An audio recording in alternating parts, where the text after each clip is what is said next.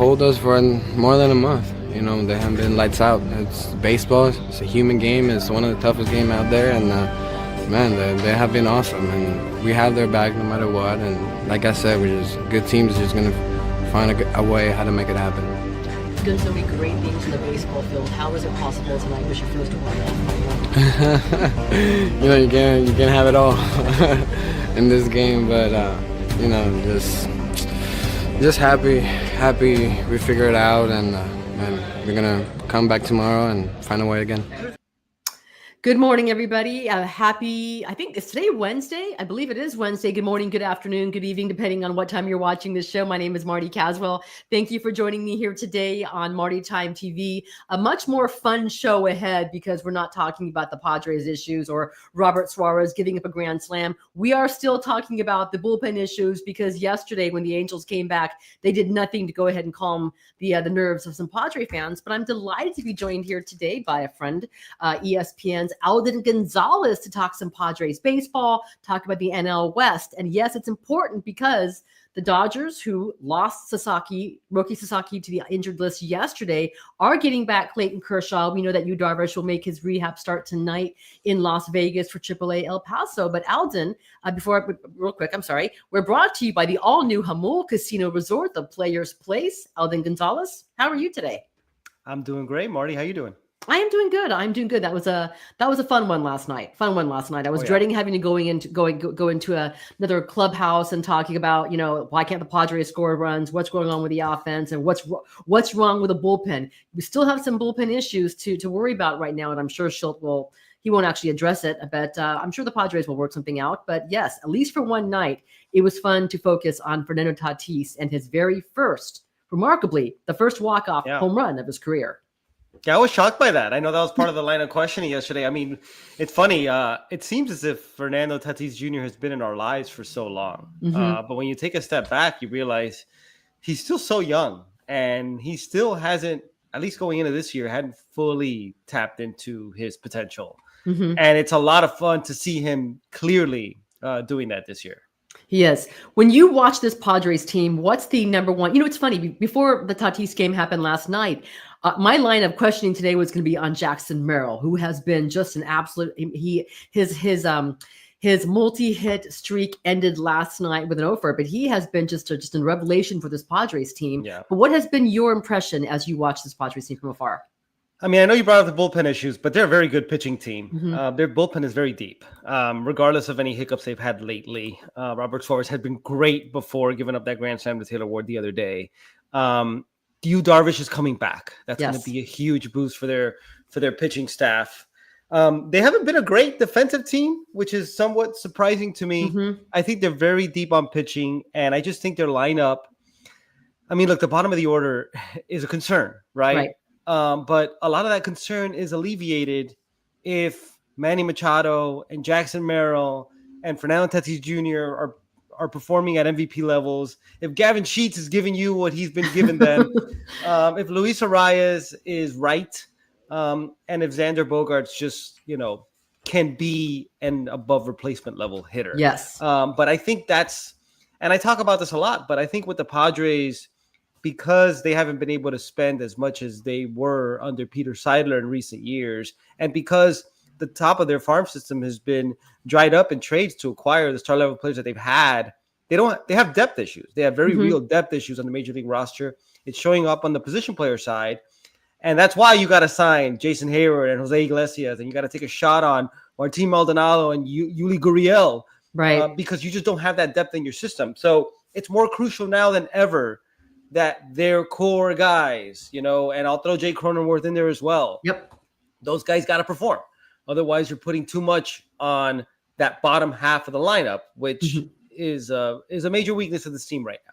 No, it absolutely is. And I know you mentioned, you know, what the Padres did. They spent minimally when it came to shoring up that their depth and their bench. I think their one big signing seemed to have been Nick Pivetta, and so far he's been outstanding. But that does not help your bench. The Gurriel experience didn't last very long. I'm curious to see how much longer the Padres can afford to go with Jason Heyward, who we know he's so beloved in that clubhouse. He can provide you some great defense. He can give you a major league at bat. But man, it just isn't there for him. It isn't there for him offensively. I don't know if Oscar Gonzalez would be a better option here. I think he would. I think Oscar Gonzalez would be a better option right now for the Padres over Jason Heyward in a platoon situation with Brendan Lockridge, which seems like a remarkable thing to say. You brought up about the uncertainty about the spending with Peter Seidler no longer with us. How much has perspective changed as to what you think or evaluators think the Padres can do when it does come to the trade deadline? I think from the perception from the outside, and I don't know where they are relative to this number off the top of my head. Maybe you do, Marty, but I think they're very cautious of going over the luxury tax threshold right now. I think that's been pretty obvious in the moves that they've made. And I don't know their finances, but I do know that Petco Park continues to be maybe the most electrifying atmosphere in baseball. Second best attendance in baseball, right behind the Dodgers, the second best attendance in baseball, which is remarkable for this market. I think they sell out last night. Yeah, it's incredible. I mean, just it pops off the television screen. That's all I can tell you. I haven't been able to be there yet this year, but I will be. But look, I'll give them credit. Like, San Diego's been a small market for a long time. You know this much better than me, Marty. And they still have a top-tier payroll. But they feel like in order for it to be sustainable, they needed to change the calculus a little bit. But having said that, I would think, and I don't know this for sure, but I would think that AJ Preller left himself some room in his budget to add at some point before the trade deadline. And I got to think it's very clear at this point that the Padres are once again going to be title contenders this season. And so you look sort of at their lineup right now between catcher, left field, and then either first base or second base or DH, right? Like they have that flexibility because Jake Cronenworth and Luis Arias can sort of move around in those spaces. Yes. They got to add there. Maybe not at all three of them, but maybe at least two of them. And at the very least, one of those spots, they're going to have to add. And I feel like AJ could eventually go get that. But for now, it's been fine. You know, they're one of the best teams in baseball. They might be, you could make a case for them as a best, second best, third best team in the majors right now. So they're in great shape. But eventually, they're going to have to add there. How many better center fielders are there right now in baseball than Jackson Merrill? And seeing what he's done, by the way. I mean, like last year, he made his transition from shortstop to center field. And this is something that actually, I think Ron Washington, or was it Ron Washington or yesterday, or maybe it was Mike Schilt talking about, it was Mike Schilt, about this kid. He didn't even play one single game in AAA. He didn't go anywhere to go ahead and play center field. His, hey, welcome to the bigs in center field, came in Korea. I think he's the best center fielder in baseball. This is not just recency bias. Like, I think Mike Trout doesn't play center field anymore and hasn't been healthy. Right. Julio Rodriguez is a superstar player, but he has not been performing consistently the way Jackson Merrill has since the start of last season. And as you said, he wasn't just an adequate center fielder last year. He was an elite defensive center fielder moving over there from shortstop. And how he continued to come through, it wasn't just like the aggregate numbers that he put up as a rookie, but just how he continually came through in big spots. Like there's nothing else that you could ask for from a player of any age, of any caliber. He did and does everything for this team. And you could just see just how the dynamic of that lineup changes when he's back and healthy like he has been recently. I think at this point, he's a top 10 player in baseball. Wow. I struggle to find I'm kind of trying to go through names here. I mean, center field in general is a position that has kind of like dried up a bit. I think with Corbin Carroll being mostly a right fielder, like Jackson Merrill's the best center fielder in baseball. Like I don't even know that you can argue that at this point, which is incredible, just given where he was. Like how many months ago, Marty? 14 months ago. Like we didn't know if he'd make a roster. Right. And here he is. just a couple of years removed from high school. This kid, and I'll say kid, he just freaking turned 22 years old. Incredible. And if you talk to him after a win or a loss, especially after a loss, like a couple nights ago, it was going to be the Jackson Merrill game until Robert Suarez blew that save, right? He had two spectacular catches. I'm sorry. He had three spectacular catches, two diving catches in center field, robbed a home run, went 3 for 4 that night. And he didn't want to talk about it. He refused to talk about himself because it was a loss. And he's wired differently than any baseball player I have ever covered. And I've covered a lot. And that's saying quite something.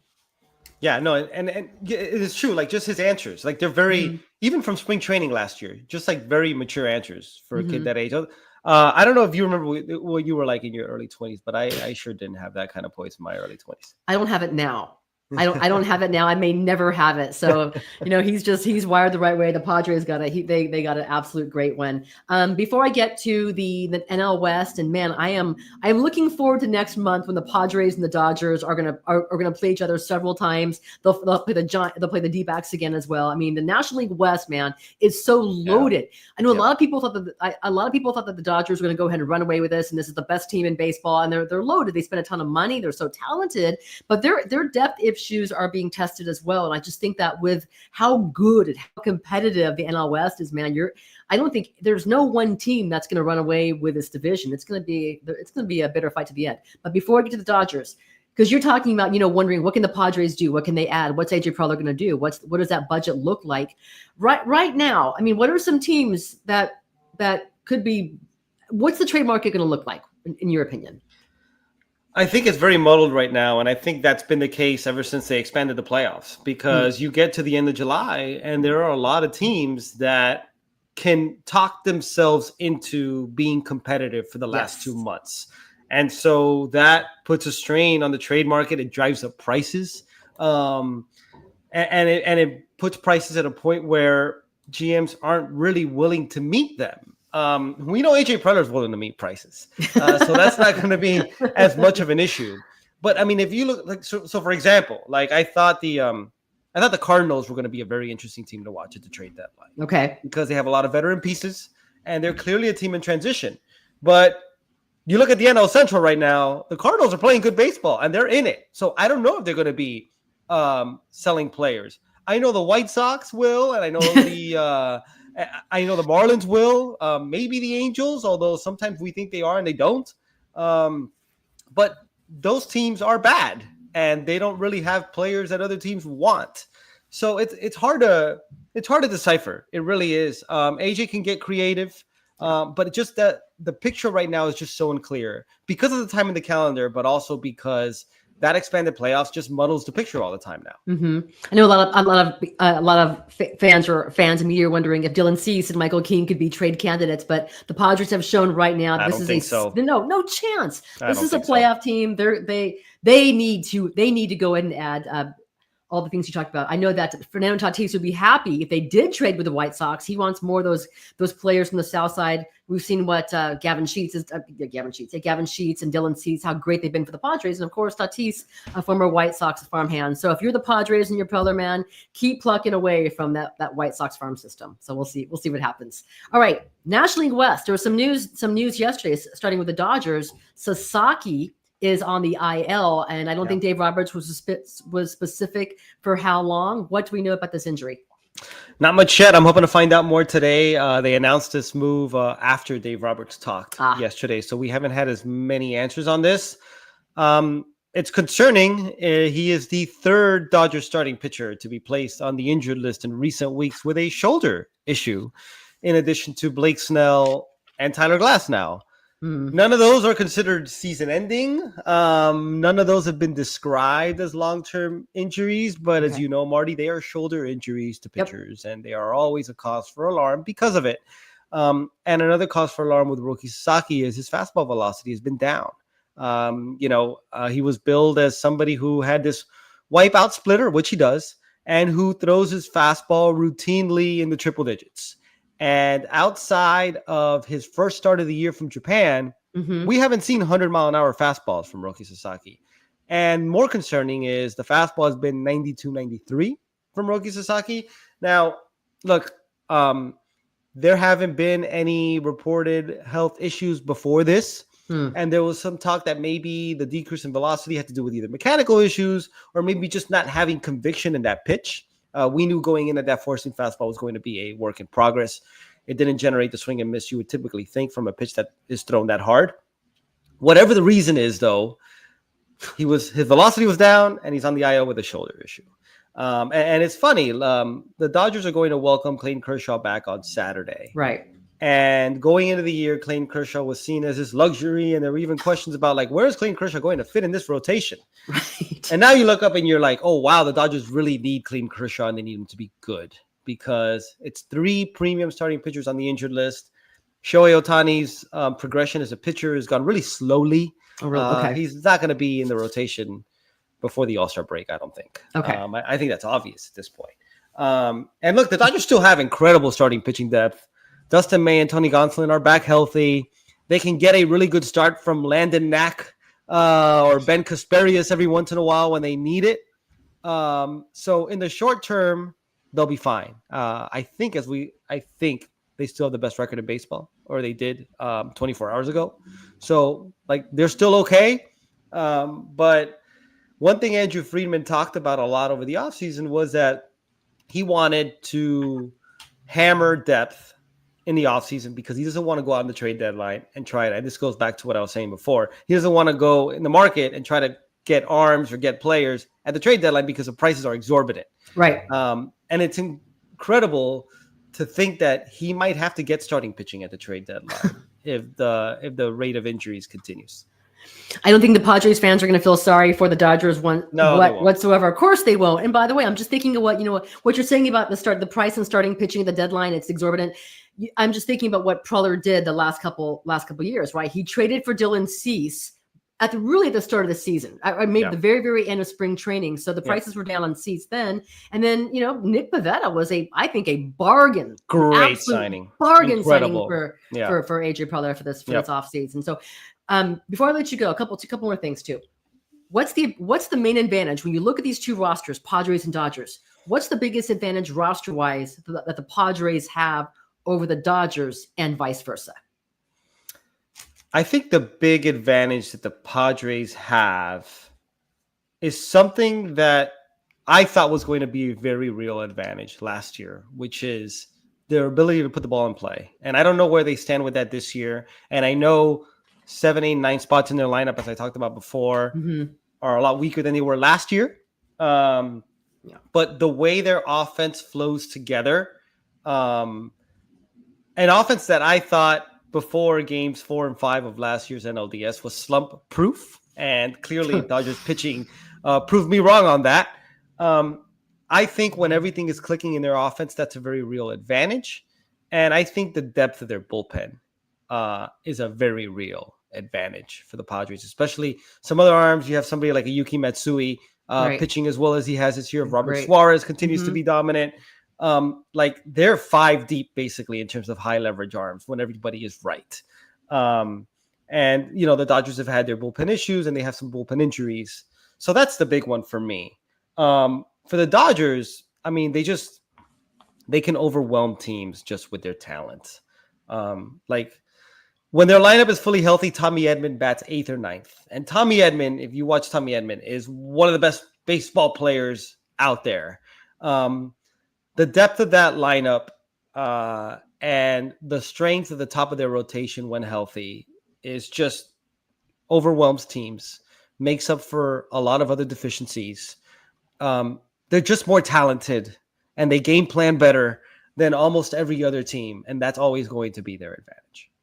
Alden, when will we see you at Petco Park?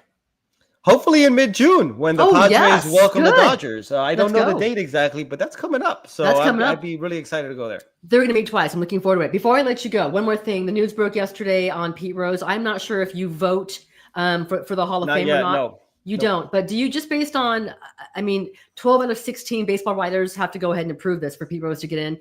Do you think he gets in? I say no, at least not right away. I mean, they're going to,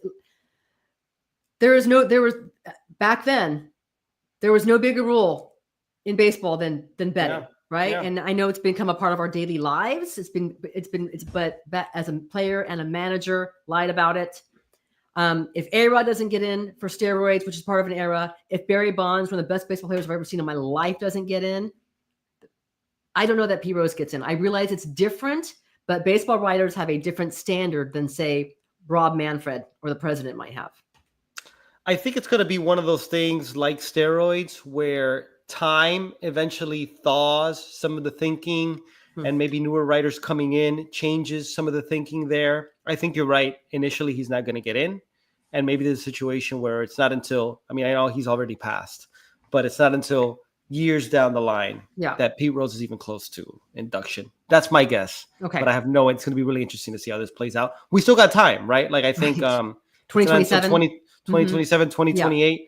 So we'll see how perspectives change on that front in the next couple of years. All right, good deal. Alden, thank you so much for your time. I really, really appreciate it. Get on with your day, and look forward to seeing you in San Diego in a couple of weeks. Yeah, likewise. Thank you, Marty. Take care. Thanks, Alden. All right, that was ESPN's Alden Gonzalez, who has been just fantastic to talk to over the years. If you guys were here for the start of the show, you heard from Fernando Tatis Jr. talking about his first ever walk-off home run. Yesterday, during our conversation with AJ Cassavell, I asked AJ, what's been going on with Fernando? His demeanor looks different when the cameras catch him. He doesn't have that same joy. And it's noticeable because Fernando, he doesn't have that same sort of energy as, say, Jackson Merrill does. It's a little bit different, but it's noticeable. And so when he homered 2 days ago and he didn't do his normal stutter step, I know people were like, what's going on with him? And I asked AJ, and he's like, you don't talk about personal things. Maybe there's something going on we don't know about. But I thought I'm going to bring you that entire conversation from the post game. I thought Fernando had some very interesting things to say about, just dealing with things and not feeling it in the moment. But here's Fernando Tatis Jr. from last night talking about his first ever. He had his first ever walk-off hit last night versus the Angels. It was his first ever walk-off home run. That moment was just so big. Can you just take it through us watching it go on, the celebration? Just energy all the way around. We have been battling some tough games, long road trip, but man, we're gonna figure it out, and this is a great group over here, and we're just gonna find a way how to bounce back. Doesn't matter how. What does it mean to be able to pick up? The bullpen has a little bit struggled, is lost, and you were able to pick them up tonight. They have held us for more than a month. They have been lights out. It's baseball. It's a human game. It's one of the toughest games out there, and man, they have been awesome, and we have their back no matter what. And like I said, we're just good teams. Just gonna find a way how to make it happen. You've done so many great things in the baseball field. How was it possible tonight was your first walk-off home run? You can't have it all in this game, but just happy we figured it out, and man, we're gonna come back tomorrow and find a way again. What does that feel like? Walk-off home run. Here in the big leagues, and man, is one of those top moments, definitely, and definitely had it on the back of my mind. And yesterday I think I put a good at B against him, and I saw his pitch as well. And man, coming into today, I had those flashbacks from the pitches he threw me yesterday, and just trying to be a little bit better on the plate. When's the last walk-off you had at any level? Homer? Walk-off home run. Probably winter ball, right? Yeah. Oof. Yeah. Damn. It's a big one. A long time. Yeah, it was a big one to him, but glad it happened today. Yeah. What do you think of Manny already? I love it. I enjoy it, and we have been putting standards over here as a team how to run the bases, and we have been aggressive, sometimes a little bit over aggressive, but it's what it takes to create an identity as a group, to run the bases that way, and definitely number one fan. Thanks, man. One thing, last night, your fans noticed, you didn't really celebrate like you normally do when you go around third base. Was there any particular reason for that, and how did you enjoy what you were able to do when you were celebrating tonight? Just up and downs. This game is up and downs. And some days you feel tired, you feel dragging. Some days, you have stuff in your mind and you don't feel your best. And we play this game every single day, and every day we're not 100%. Our head sometimes in some other places. But like I told my GM yesterday, we're gonna be all right, and we're gonna figure it out, and then just happy it happened. So just from how long this road trip was for you guys, just kind of kicking a little bit. Yeah, I mean, everybody knows it was long, it was draggy. A lot of games pushed back because of the rain and also altitude. But like I said, we don't put excuses out there. We're just gonna find a way how to figure it out, and that's what big leaguers do. You say you were kind of going through it a little bit for it to kind of culminate with a walk-off home run in a dramatic game like that. What does it mean to you? How special is that? It's just up and downs, man. This game is not easy. Life is not easy. So, when you have rough days like that, you hold yourself to the best you have that day, and just find a way. There's no right answers, but just stay through it. Everybody's human over here. We feel we don't feel our best every single day, but we find a way. Okay, so that was Fernando Tatis Jr. yesterday talking about his first ever walk-off home run and just, dealing with certain things. He even mentioned having a conversation with AJ Preller yesterday saying that, I'm going through something right now. Don't know if it's personal, baseball-wise, whatever it is. But it's not our business. It isn't. But I thought those were interesting comments.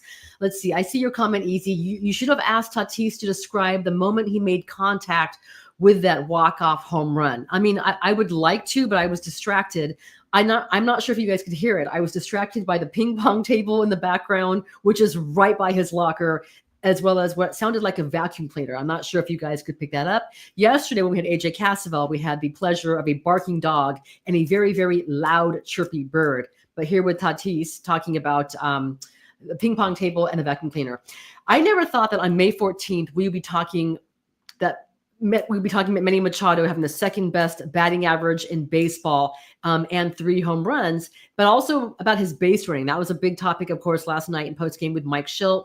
You heard Fernando Tatis Jr. allude to it. Here's just a little bit from Manny Machado last night in postgame talking about the focus on his base running and adding that element to his game. It was awesome, man. It was fun to be a part of and fun to be on that field.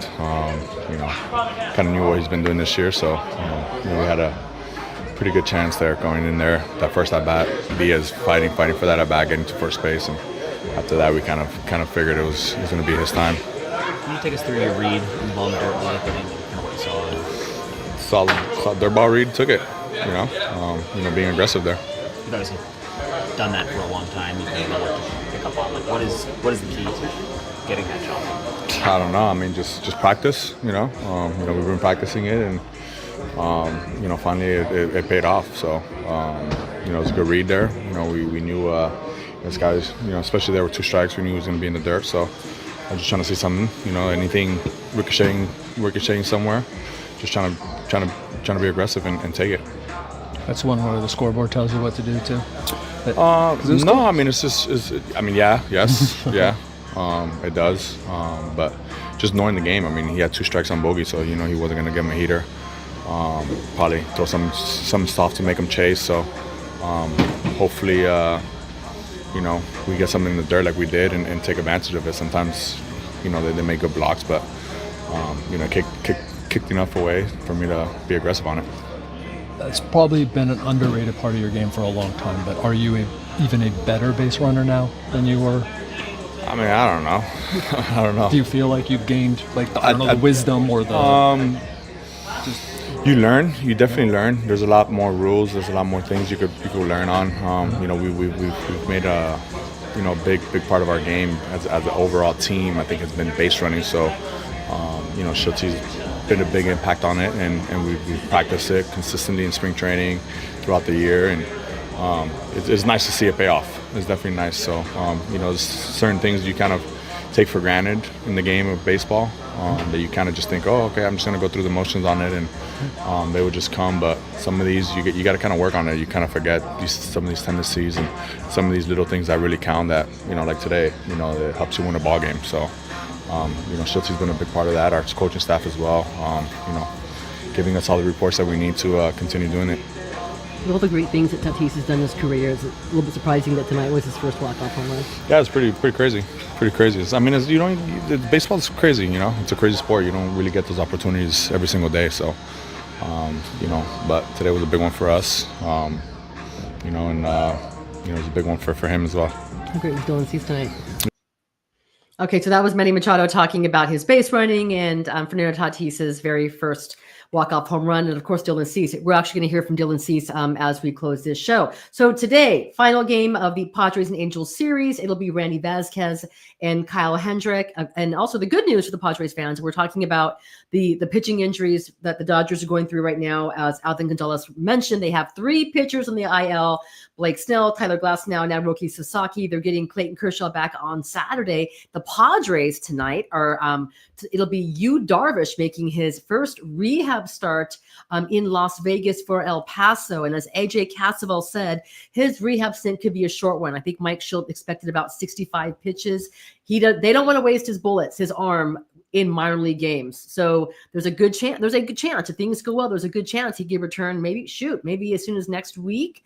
And you work with a 6-man rotation, maybe 5 innings or so for Yu Darvish, but work him up, build an arm up, build the innings up here with the Padres. So that'll be good news. Man, I can't wait for June. Of course, it's one series at a time. We have the Mariners series this weekend. So we'll see. All right, guys. Thank you for your time today. Thanks to Alden Gonzalez talking about the Padres, about Jackson Merrill being the best center fielder in baseball, which is staggering to think about when you think this kid's 22 years old. He played shortstop. He made a transition last year when they went to Korea to full-time center fielder, and now the guy is just a stud. I mean, you expect game-saving catches all the time. Almost had one last night, not quite. Real quick, before I get to what Dylan Cease had to say yesterday about Jackson Merrill and Fernando Tatis Jr., here's a little bit, just a brief exchange I had with Ron Washington, the Angels manager, about Jackson Merrill. Ball player. He does it all. He runs, he hits, he plays defense. He's smart. I think his manager said that last night about his baseball IQ when he robbed that hit from Shanwell. So the kid does everything, and he does it with ease.